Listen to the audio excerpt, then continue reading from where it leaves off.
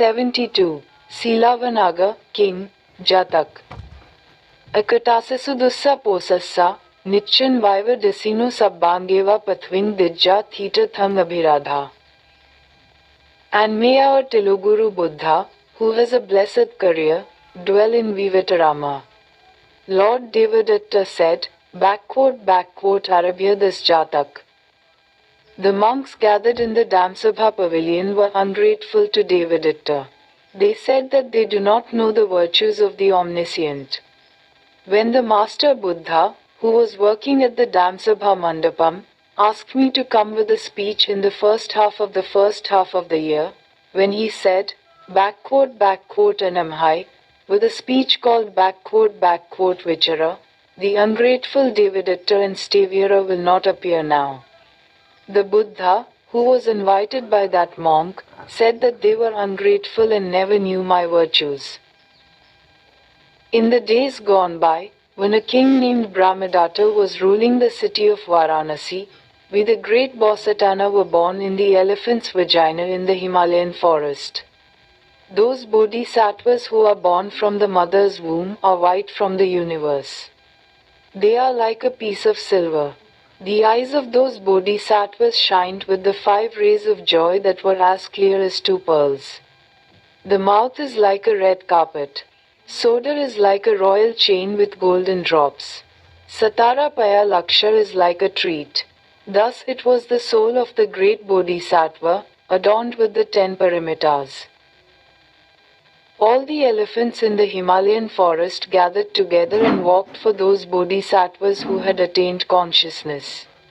Thus, that great Bodhisattva was surrounded by 80,000 elephants in the region of the Himalayas. In the last half of the year, he saw the faults of the Gana and wrested his body from the Gana and lived in the forest of Udikalava. Because that bodhisattva was virtuous, he was known as Selavanaga by this name. At that time, one of the wild men in the city of Varanasi went to the Himalayan forest and was looking for the right goods to make a living. Mahabodhisattva heard his powerful voice and came close to this man. The man saw the bodhisattvas and ran away in fear. The bodhisattvas saw him go and stood there, and the man saw the presence of the bodhisattvas and stayed there. The bodhi animals came out again. That man ran away again and thought like this from the time the bodhisattvas were there. This elephant does not like me. He was brave and had no doubt that he would be free from this sorrow. The bodhisattvas went to him and said, O noble man, why are you walking around crying? They are critics. Lord, I am walking in fear of death without taking direction. After that, the bodhisattva went to the place where he lived, and after a few days, he sat on his back and went out to the human path. Then the bodhi animals sent a Satpurusha out of the forest and planted the great road leading to the city of Varanasi, sending the pious man, do not tell me to those who question me. After that, the man went to Varanasi and walked around the city. He came to Dantkara Vithi and saw the data tamperer. Who is it, beloved? Jivadanta inquired whether he would take ladon.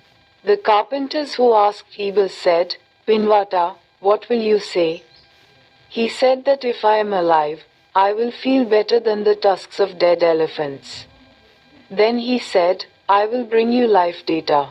Then he took the tools and took a rough saw and went to the place where the bodhisattvas were sheltering.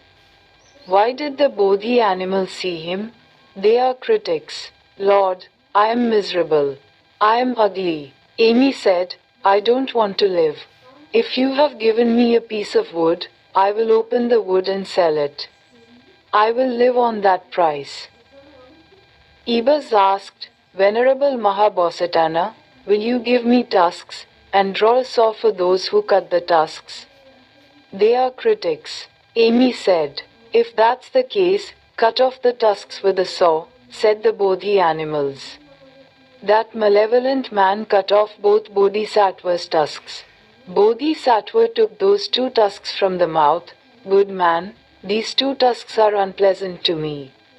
I will not be offended, the Datta called Sarvajnatha Jnana, who is capable of perceiving all the dharma in 1,000 times and 100,000 times more than these two teeth of mine, are extremely dear to me.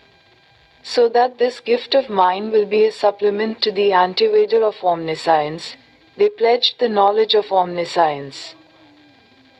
When that impudent sinner took the gross rice and paid the price to Viku, he again came close to the Bodhisattvas.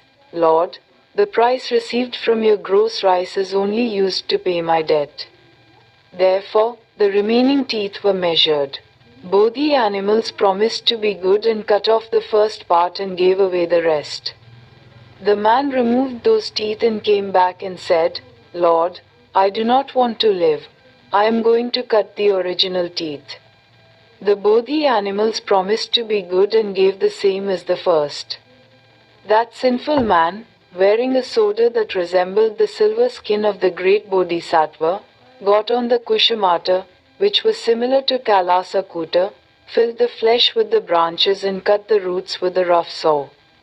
As soon as that sinful man left the vision of the great Bodhisattva, 240,000 solid pieces of the earth became a place of Sinera Yugandharadi and smelly, disgusting dead urine, but the virtues of the great Bodhisattva sprouted up as if they could not bear them.